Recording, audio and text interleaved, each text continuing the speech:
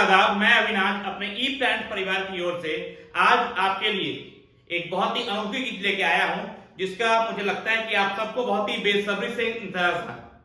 तो बच्चों, बिहार बोर्ड की होने वाली आगामी परीक्षा जो 2023 में होने वाली है मार्च के महीनों में, उसके लिए आपकी तैयारी तो जोरों शोरों पे होगी।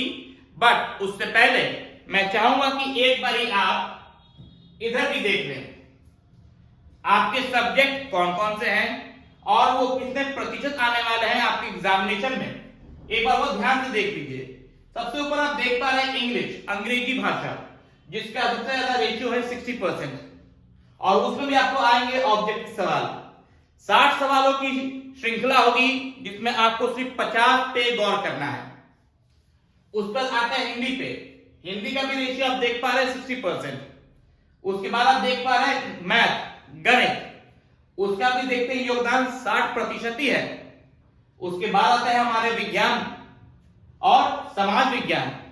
इन दोनों की भागीदारी भी आपके सामने देख पा रहे हो, आपकी 60% ही है। और सबसे आखिर में आप देख रहे हो संस्कृत, उसने भी अपनी 60% की भागीदारी इसमें शामिल की है। तो ये आपके सामने जो सब्जेक्ट मैंने पेश किए हैं कुल 6 हैं, और मैं चाहता हूं कि मेरा हर एक विद्यार्थी, मेरा हर एक बिहार बोर्ड का विद्यार्थी इन 6 के 6 सब्जेक्ट में अच्छे नंबरों से पास हो। कैसे पास होंगे आगे देखते हैं। ये देख लीजिए, मैथमेटिक्स की ज्यादा बात करें, इससे बच्चों को डरने की कोई भी दरकार नहीं है। पहला जो होगा 60 सवालों का जो सेट होगा, इसमें आपको बस सही में आंसर टिक करने हैं।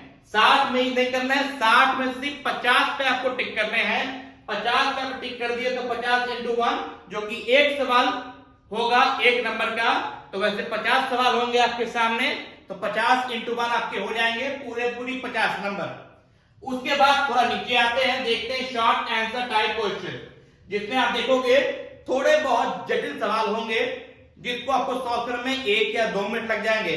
बट बच्चा लोग उससे डरने का नहीं है, उसका डटकर मुकाबला करना है। और ये देखिए 27 में से आपको सिर्फ 15 सवालों के जवाब देने हैं, और उन 15 सवालों की वैल्यू होगी कुल 30 नंबर की, क्योंकि एक सवाल होगा उनमें से सिर्फ 2 नंबर का। और वैसे 15 सवाल आपके समक्ष होंगे, तो 15 × 2 हो जाएंगे बच्चे लोग 30।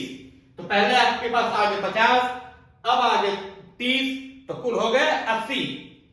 तीसरे सेकंड आके देखिए, आप देख पा रहे हैं कि आपके सामने 8 सवाल खड़े हैं, बट 8 में से आपको सिर्फ 4 के हल देने हैं, और 4 का आपने हल दे दिया तो 4 में 4 सवाल आपको 20 नंबर दे के जाएंगे, क्योंकि उनमें से हर एक सवाल 5 नंबर का होगा। तो पहले आपकी झोली में 30 80 आ चुके हैं, और ये 20 हुआ, तो 80 और 20 कितने होते हैं जल्दी बताइए। मैथ का सवाल है, 100 में 100 आ जाएंगे आपके। गणित की समाप्ति के उपरांत हम बात करेंगे अब विज्ञान की। विज्ञान में आप देख पा रहे हैं कि विज्ञान में आपको 3 कुल विषय पढ़ने पड़ते हैं, जिनके नाम है भौतिकी, रसायन शास्त्र और जीव विज्ञान। तो देखिए आज कैसे हम उस पर हम जुड़े सवालों के हम जवाब देंगे। तो हमारा जो पहला सेगमेंट होगा बच्चों, उसमें होंगे कुल 48 सवाल, बट उन 48 में से हमें सिर्फ 40 का ही जवाब देना पड़ेगा, और वो 40 सवाल के बदले में हमें मिलेगा 40 नंबर। वही हमारा आता है सेगमेंट नंबर 2, जिसमें हमें शॉर्ट आंसर टाइप क्वेश्चन के आंसर देने पड़ेंगे। और उसमें आप देख पा रहे हो कि फिजिक्स, केमिस्ट्री और बायोलॉजी तीनों विषय से आपको 4 सवाल आएंगे, जो कुल होंगे मिला के होते हैं 12 सवाल। तो आपको उन 12 सवालों के जवाब देने हैं बच्चों, जिनके बदले में आपको मिलेगा 24 नंबर। तो 40 और 24 हो गए आपके 64 नंबर। तीसरा जो हमारा सेगमेंट होगा लॉन्ग आंसर टाइप क्वेश्चन, जिसमें आप देख पा रहे हो कि फिजिक्स, केमिस्ट्री और बायोलॉजी उन सब से होंगे 1-1 सवाल। और इस बार थोड़ा सा डिफरेंट बात है भाई, फिजिक्स का जो सवाल होगा उसका जो मार्क्स होगा वो होगा 6 नंबर का, केमिस्ट्री का है 5 नंबर का, एंड बायोलॉजी का भी है 5 नंबर का। तो कुल होते हैं आपके यहाँ पे 16। तो 64 नंबर पहले से आपके पास थे और 16 ऐड हो गए, तो कुल जो हो जाता है बच्चा लोग आपके लिए 80 नंबर। तो फिजिक्स, केमिस्ट्री, बायोलॉजी पे आपको ध्यान से पढ़ाई करना है और 80 में से 80 नंबर लेके आने हैं। तो बच्चों इसी का हम आगे बढ़ते हैं अपने अगले पड़ाव पे, जो कि है आपका समाज विज्ञान। अब समाज विज्ञान की बात करें तो इसमें आप देख पा रहे हैं कि इसमें भी होंगे कुल 48 सवाल, 48 में से आपको 40 का जवाब देना है और उन 40 के बदले में आपको मिलेंगे 40 नंबर, जो कि होगा आपका पहला सेगमेंट में। जो हमारा दूसरा सेगमेंट है बच्चों, उसमें आप देख पा रहे हैं शॉर्ट आंसर टाइप क्वेश्चन। इसमें आप देख पा रहे हैं कि 5 सवाल होंगे और हर एक सवाल का अलग अलग जवाब मार्क्स होगा। पहला जो सवाल होगा वो होगा 6 नंबर का, दूसरा सवाल होगा 4 नंबर का, अगला सवाल जो भी दूसरा सवाल होगा वो भी होगा 4 नंबर का, और आखिरी के जो दो अलग अलग सवाल होंगे वो भी होंगे 6 नंबर और 4 नंबर के। तो कुल मिलाकर जो योग आपके सामने उभर के आता है वो आता है 24 नंबर का। तो 40 पहले से आपके पास थे, 24 अब आ गए तो बन गए 64। आखिरी का सेगमेंट देख रहे हो आप, लॉन्ग आंसर टाइप क्वेश्चन। इसमें भी आपको एक एक सवाल एक एक करके 4 सवालों के जवाब देने हैं और उन 4 सवालों के बदले में आपको मिलेगा 16 नंबर, क्योंकि उसमें से हर एक सवाल का जो मार्क्स है वो 4 नंबर कैरी करता है। तो 4 चौके 16, 64 पहले से आपके पास, 64 16 जोड़िएगा तो इसमें भी आपके पास आएंगे 80 मार्क्स। तो ये बच्चों सोशल साइंस, जिसमें आपको 80 में से 80 स्कोर करना ही है। मेरी शुभकामनाएं आपके साथ हमेशा रहेंगी। अब इसी तरह आगे बढ़ते हैं। देखिए अगला क्या है भाई, अगला है हमने विस्तार पूर्वक मैथमेटिक्स में डिस्कस होने वाले टॉपिक्स का हमने चयन किया है और हम इस पे प्रकाश डालने वाले हैं। तो बिहार बोर्ड 10th सिलेबस 2023 जो मैथ के लिए निर्धारित किया गया है उनमें ये निम्नलिखित टॉपिक हैं जिनमें आप चर्चा करोगे, जिनके बारे में आप पढ़ोगे। तो पहला जो नंबर है, जो पहला टॉपिक है वो आपका है रियल नंबर्स, जिसको शुद्ध हिंदी में कहते हैं वास्तविक संख्या। दूसरा है आपका पॉलिनोमियल्स, जिसको कहते हैं बहुपदों। तीसरा है आपका pair of linear equation in 2 variables, 2 चरों में रैखिक समीकरणों का युग्म। चौथा है आपका क्वाड्रेटिक इक्वेशन, द्विघातीय समीकरण। पांचवा है आपका अरिथमेटिक प्रोग्रेशन, अंकगणित प्रगति। छठा है आपका ट्रायंगल्स मींस त्रिभुज। सातवां है आपका कोऑर्डिनेट ज्योमेट्री, निर्देशांक ज्यामिति।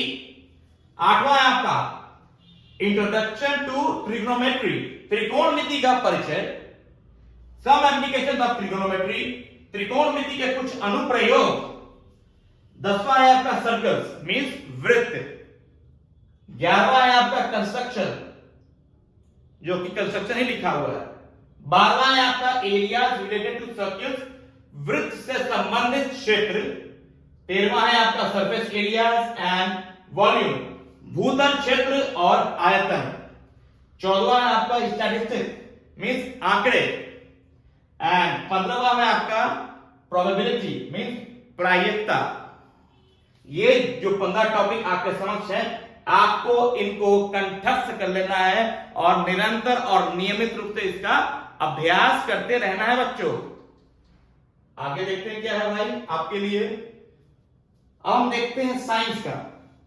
साइंस में बिल्कुल आपके सामने 15 ऐसे टॉपिक लाए गए हैं जो नायाब हैं और जिनका आपको नियमित रूप से प्रयास करना है और अध्ययन करना है बच्चों।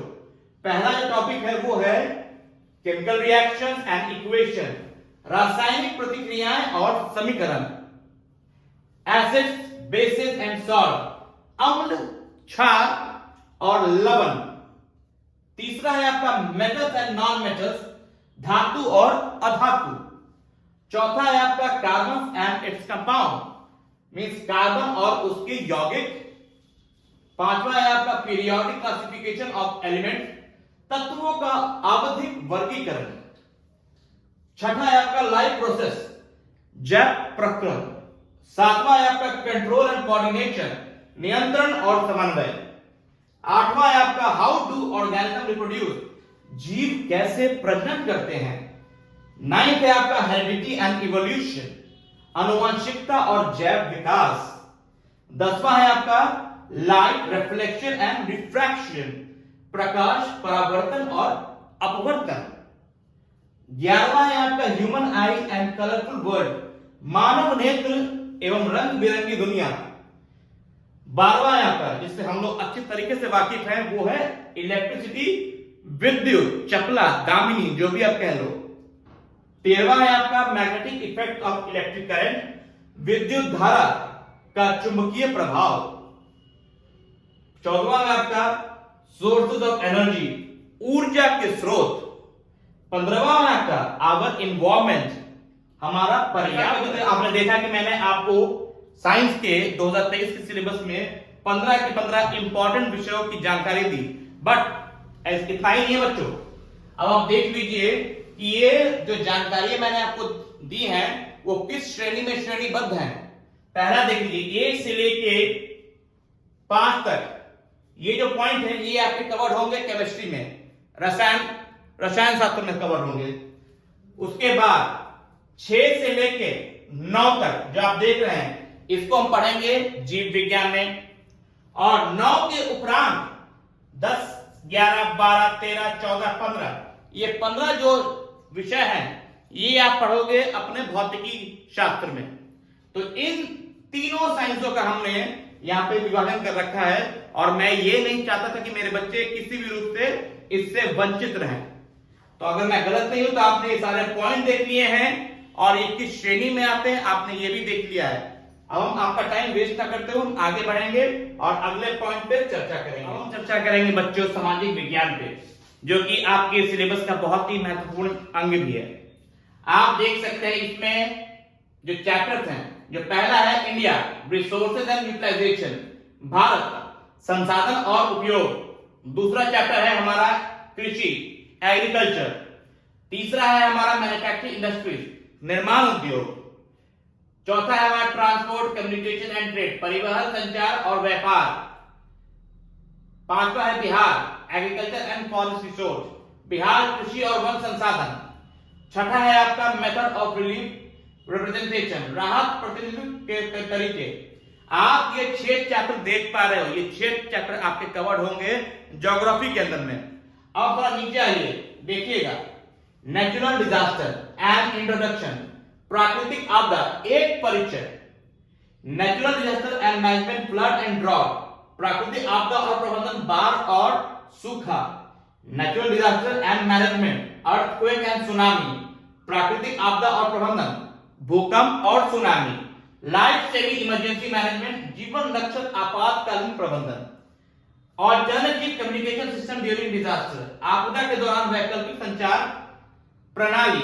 डिजास्टर एंड को एग्जिस्टेंस, आपदा और सह-अस्तित्व। इसके बाद हमने ये देखा ये चैप्टर हमें पढ़ने हैं हमारे एसएससी के अंदर में। जो पहला जो सेगमेंट होगा चैप्टर 6 तक का वो आप पढ़ोगे ज्योग्राफी के अंदर में, और बाकी के नीचे वाले जो होंगे वो आ जाएंगे डिजास्टर मैनेजमेंट के सेक्शन में। आगे बढ़ते हैं और हम देखते हैं इस पे और क्या रोशनी डाली जाए। एसएसटी की बात करें और हिस्ट्री का जिक्र ना करें ऐसा हो ही नहीं सकता। एसएसटी के हिस्ट्री सेक्शन में आपको पढ़ने हैं यूरोप में राष्ट्रवाद, नेशनलिज्म इन यूरोप। एंड बच्चों ये बहुत ही इंपॉर्टेंट चैप्टर है, आप किसी भी सूरत में इसको मिस आउट नहीं कर सकते हो। इससे हर साल बहुत ही अच्छी मात्रा में सवाल पूछे जाते हैं।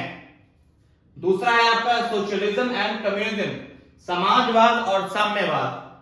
तीसरा है आपका nationalist movement in Indo China, Bharat चीन में राष्ट्रवादी आंदोलन।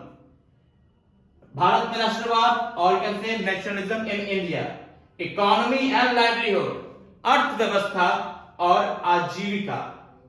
छठा है आपका अर्बनाइजेशन एंड अर्बन लाइफ, शहरीकरण और शहरी जीवन। ट्रेड एंड ग्लोबलाइजेशन, व्यापार और वैश्वीकरण। एंड आठवां है आपका press culture and nationalism, press संस्कृति और राष्ट्रवाद। ये जो चैप्टर है बच्चों ये अति महत्वपूर्ण चैप्टर है। इससे 1 या 2 सवालों की संभावना हर साल रहती है, हर साल बनी रहती है। आप इस बात का अंदाजा लगा लीजिए कि हर एक चैप्टर अपने आप में महत्वपूर्ण है, बट जिस चैप्टर से ज्यादा पॉइंट आ सकते हैं मैंने उसकी तरफ भी आपको संकेत दिया है। तो ये press culture and nationalism, press संस्कृति और राष्ट्रवाद पे आप खासा ध्यान दोगे। ध्यान तो वैसे आपको हर एक चैप्टर पे देना है, बट कुछ एक चैप्टर जो मैंने संकेत किए हैं उस पर थोड़ा और टाइम भी देना पड़ेगा। ठीक है बच्चों, आगे देखते हैं और क्या है आपके लिए। इतिहास तो हो चुका। अब देखिए इतिहास तो हमने पढ़ लिया है, इतिहास के बाद हम देखते हैं इकोनॉमिक्स पे। तो इकोनॉमिक्स में कितने चैप्टर पढ़ने हैं वो भी देख लीजिए एक बार ही। पहला है economy and the history of its development, अर्थव्यवस्था और इसके विकास का इतिहास। स्टेट एंड नेशनल इनकम, राज्य और राष्ट्रीय आय। मनी सेविंग एंड क्रेडिट, पैसा, बचत और क्रेडिट। आवर फाइनेंशियल इंस्टीट्यूशन, हमारा वित्तीय संस्थान। एम्प्लॉयमेंट एंड सर्विसेज, रोजगार और सेवाएं। ग्लोबलाइजेशन, वैश्वीकरण। ये 6 इंपॉर्टेंट जो चैप्टर हैं आपको हर एक तरीके से याद करने हैं, समझने हैं, डिस्कस करने हैं अपने टीचर्स के साथ। इसके बाद आगे बढ़िए, देखते हैं क्या है आपका। ये आ गया हमारा अति महत्वपूर्ण चीज, नागरिक शास्त्र या नागरिक विज्ञान कह लीजिए। इसमें आपको कुल 5 चैप्टर पढ़ने पड़ेंगे। जो पहला चैप्टर है वो होगा participation of power in democracy, लोकतंत्र में सत्ता की भागीदारी। दूसरा है सिस्टम ऑफ पावर शेयरिंग, सत्ता में साझेदारी की कार्य प्रणाली। ठीक है, सत्ता में साझेदारी की कार्य प्रणाली।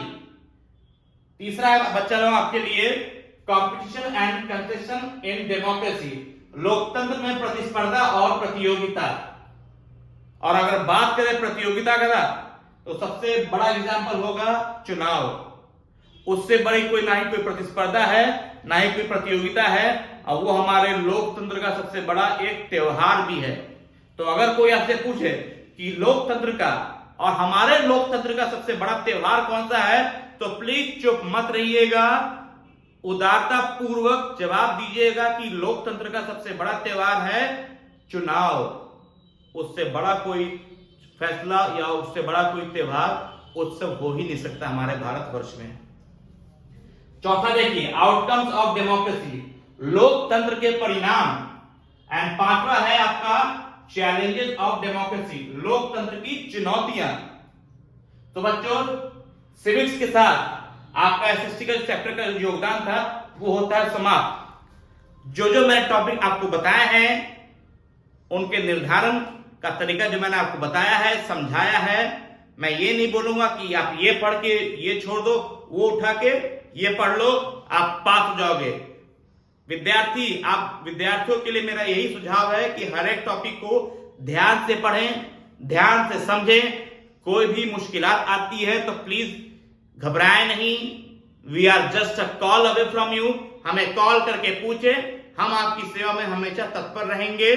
तो अविनाश ई फ्रेंड फैमिली की ओर से आपसे विदा लेता है और जल्दी ही आपसे आपकी क्लासरूम में मुलाकात करेगा। तब तक के लिए अपना ख्याल रखें, ध्यान रहें और सुरक्षित रहें। नमस्कार।